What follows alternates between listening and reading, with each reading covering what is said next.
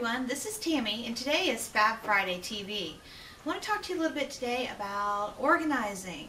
A lot of us have a lot of the Cuttlebug embossing folders and I love collecting them. So a new collection, how do you organize it? Well, I want to share with you how I do mine. I just got this new Cuttlebug little tote bag. It's awesome. Craft makes it. You can get it on several online store websites. I got mine from hallmarkscrapbook.com. Awesome place to shop at.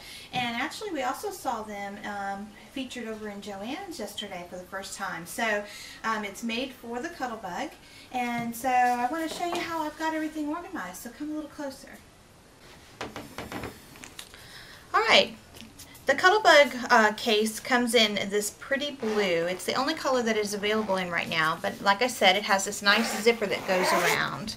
And you can put a label, like a luggage tag on this side. You can also label on the end, so that if you have multiple ones you could keep track of them. Now, the inserts, I think it comes with 2 inserts, and then you can purchase the inserts separately. They do provide inserts for all of the ones that, for the different sizes that Cuttlebug carries.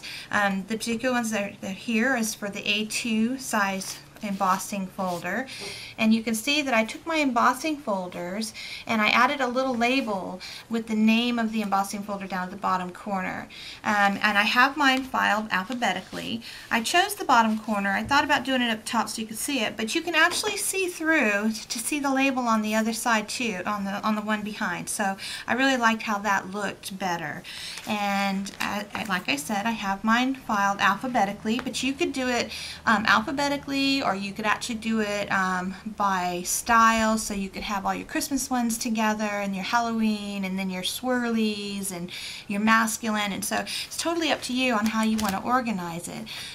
For me, I like being alphabetical. It just makes sense to me and it's easier for me to find things, and then also it teaches me to learn the names of the folders, because I do use the names when we post our projects on the blogs and things like that, you know, because I want to be able to tell you guys which folder I used for the project. So they also have the other sizes. This one is for the strips, and it will also hold a lot of the different Cuttlebug cutting die cuts and stuff like that. I chose also to label on the strips. And when you get the strip ones, generally there's 5 in a package, and so I just chose to label it Organic Flourish 1, Organic Flourish 2, 3, etc., etc., since they don't have individual names for each of them. So another thing that I'm doing to kind of get me organized with my Cuttlebug is, you saw in the very beginning, I cut these tags out of Planton's School Book on the Cricut machine. Now, you could simply just use regular cut cardstock. I liked the idea of having the tag because it had the hole in it, and any excuse to use my Cricut, I'm all over that. But as you can see, here are the tags, and they have the different embossing folders featured on them. So I was also a little concerned about people thumbing through and about my tags, how cute they are, getting messed up. So I decided that I would laminate them. So let me show you how I did that. Now, many of you may have already seen the Your Story that is made by Craft, and some of you may have not. The Your Story is actually a heat machine that will do lamination at the bottom in the bottom tray, and then in the top part area it will actually bind books for you. So a lot of scrapbookers are really excited about this product. I've gotten to use it several times for little gifts for books and stuff like that. They have little kits that you can purchase to make the little books. You can do them in all sizes, including a big 12 by 12. It will fit and bind a 12 by 12 book also. But what I'm going to be using it for today is actually the laminating feature. So we're going to turn on the power, and then we're going to turn the arrow that goes down for the laminating feature. If I were binding the book, I would put the arrow going up. So, and you can purchase, you can use any laminating pouch that you can purchase at the office supply stores and things like that. Craft also makes pouches in the regular standard, and it's ready, it just beeped, but Purplecraft makes the pouches in the standard size, the 8.5 by 11, and you put your tags that I have embossed. And if you're familiar with laminating, you will know that some laminating machines require that you put everything on like a cardboard folder that goes through. This particular machine, you just basically feed the pouch through just the way it is. Okay, so there's my tags that I have laminated, and I was wondering how the embossing would show through once they've been laminated, but actually it shows through really well, and I'll give you a close-up here in a minute. Another way to actually laminate, which actually I like better, because now that I've laminated this, I need to now cut these out. If you don't want to cut them out, because I cut my tags on the Cricut machine, for those of you who have a Cricut, and it can be the original expression or the expression, cut your tags, and then you'll go ahead and cut the tags in the shadow feature out of your laminating material. So you can see I've already pulled up 2, and I just placed my laminating material on my Cricut mat, and I used the shadow feature for the tag that I used, and I'm going to laminate this one. So you want to separate the 2 pieces,